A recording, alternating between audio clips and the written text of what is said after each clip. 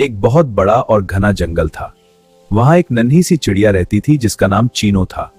चीनू बहुत प्यारी थी, लेकिन वो दूसरी चिड़ियों की निस्बत थोड़ी कमजोर थी और उसे उड़ने में डर लगता था।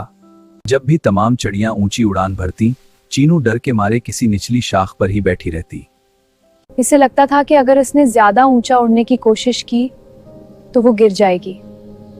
एक दिन जंगल में जोरदार आंधी आई। हवा इतनी तेज थी कि परिंदों के घोंसले हिलने लगे। चीनू चिड़िया जिस दरख्त पर थी, उसकी एक शाख टूटने लगी। चीनू के पास अब दो ही रास्ते थे। या तो वो चनो चिड़िया नीचे गिर जाती या फिर अपनी हिम्मत जमा करके सामने वाले महफूज दरख्त तक उड़ कर जाती। चीनू चिड़िया ने आंखें बंद की और अपने नन्हे परों को जोर से हिलाया। उसे महसूस हुआ कि वो हवा के रुख के खिलाफ लड़ सकती है।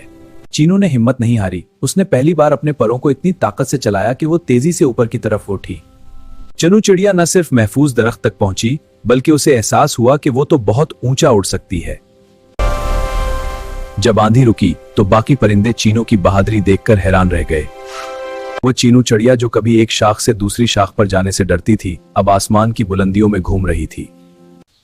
डर सिर्फ हमारे दिमाग में होता है। जब हम उसका मुकाबला करते हैं तो वो खत्म हो जाता है। खुद एतमादी, अल्लाह ताला ने हर इंसान और परिंदे में कोई ना कोई ताकत रखी है, बस उसे पहचानने की जरूरत है। कोशिश जारी रखें। मुश्किल वक्त हमें सिखाता है कि हम कितने मजबूत हैं।